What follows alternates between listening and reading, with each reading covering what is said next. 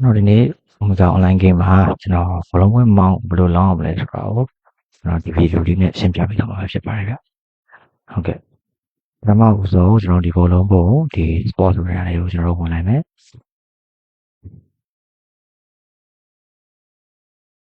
ဆိုရပြီဆိုရင်ကျွန်တော်ဒီမှာ WS Sport ဆိုတဲ့နေရာကိုကျွန်တော်ဝင်လိုက်မယ်ပြပြီးတော့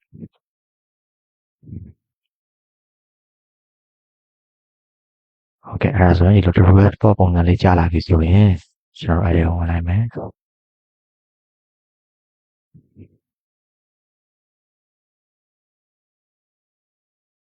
ဆိုဒီလို WS Sport တွေဝင်လိုက်တာလည်းကျွန်တော်ဒီလိုပုံစံလေးပေါ်လိုက်မယ်။ဒီလိုပုံစံပေါ်ပြီဆိုရင်ကျွန်တော်မောင်းလောင်းချင်တဲ့လူများအတွက်ကကျတော့ဒီပါလေးဆိုတဲ့ဒီကိုကျွန်တော်ဝင်ပြရမှာဗျ။ဒီပါလေးဆိုတာကျွန်တော်မောင်းလောင်းဖို့အတွက်ဘောနော်ဒါဘောလုံးဝင်မှာမဟုတ်ရှား e-sport game တွေရောဒါရှားအားကစားတွေရောဒါမောင်းလောင်းလို့ရတယ်ဗျ။ဟုတ်ကဲ့အဲ့ဒါဆိုကျွန်တော်ဒီပါလေးကိုကျွန်တော်ရှင်းနေလိုက်မယ်။နေပြီးပြီဆိုရင်ကျွန်တော်ဒီနေ့လူတွေပေါ့နော်လူတွေကိုကျွန်တော်ချက်ဝင်လိုက်ပြီဒီဘာပွဲရှိတော့အရင်ဆုံးကြည့်လိုက်မယ်က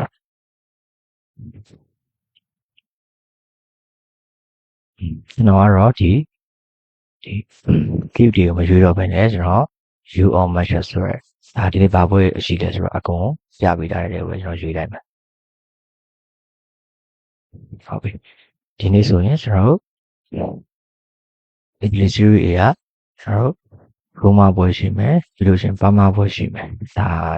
ဒီ Italy series ရပွဲပေါ့နော်ဟုတ်ပြီကျွန်တော်တို့အဲ့ဒါမောင်းလောင်းမယ်ဆိုရင်ကျွန်တော်တို့ခုချင်းလေးလိုက်ရွေးလိုက်အောင်နော်ဒါပေမဲ့သူကတပွဲမှာကျွန်တော်တို့ကစုံတော့ရွေးလို့မရဘူးပေါ့နော်အခုပဲရွေးလို့ရတာပေါ့ဒီလိုကိုကအင်းရဘော်ရီပေါ်လဲနေမယ်ဖူပေါင်းလဲလောင်းမယ်ဒါမျိုးဆိုတော့မရဘူးကြာတော့တပွဲမှာကျွန်တော်တို့ကတစ်မျိုးပဲကျွန်တော်တို့ရွေးခွင့်ရှိတယ်ဗျဟုတ်အခုအဲ့ဒါဆိုရင်ကျွန်တော်ရိုမာအောက်ကနေပြီးတော့ကျွန်တော်နေလိုက်မယ်ဒီလုံး88ပြရှုံနေတော့နေလိုက်မယ်နေလိုက်မယ်ရိုမာနေလိုက်မယ်နောက်ပြီးလို့ရှိရင်နောက်တဲ့ထွက်ရေးမယ်ပါမာကိုအောက်ထည့်ရေးမယ်ပြီးလို့ရှိရင်ဒါလာစီကိုကျွန်တော်တို့ဘိုးဘော်ထည့်ရေးမယ်ဒါဆို3သင်းအဲ့ဒါကိုဘယ်မှာကြည့်လို့ရလဲဆိုတော့ဒီမှာ bus list ဆိုတဲ့နေရာလေးမှာပေးထားမှာဆိုတော့ကိုရွေးပြီးသားအရေးတော်ကိုပေါ်ရပြဆိုရင်ဒါကို3သင်းရွေးပြီးပါပဲဒါဆိုရင်ကိုကြိုက်တဲ့လောက်အရေးတော်ကိုရွေးပြီးတော့ကျွန်တော်လောင်းလို့ရပြီပေါ့နော်စစားလို့ရပြီဟုတ်ဒါဆိုရင်ကျွန်တော်တို့ဘယ်လိုထပ်ပြီးတော့ကြည့်လို့ရသေးလဲဆိုရင်ကျွန်တော်တို့ဒီမှာဟိုက3ပွဲရွေးထားတဲ့ခါကျရင်ကျွန်တော်တို့ဒီမှာ 6.8 ဆိုတာရှိတယ်ဗျဒီပါလီ f6.8 ဆိုတာကိုကအခုဥပမာ1000ဆိုရင်ကျွန်တော်တို့ကအကောင်ကသူကစားကိုပြောတာဗျအခု1000ဆိုရင် 6.8 နဲ့မြောက်တော့ကိုတကယ်လို့အဲ့3ပွဲမောင်းအောင်လို့ရှိရင်ဒါ6000နဲ့800ချက်ကိုပြန်ပြီးတော့အခုတကယ်လို့အောင်လို့ရှိရင်ပေါ့နော်နိုင်လို့ဆိုရင်ကျွန်တော်တို့6000နဲ့800ချက်ပြန်ရမှာဖြစ်ပါတယ်ဗျဟုတ်ပြီကိုသေးကြပြီဆိုရင်ကျွန်တော်တို့ဒီ place value ကိုနှိပ်လိုက်အောင်ဗျ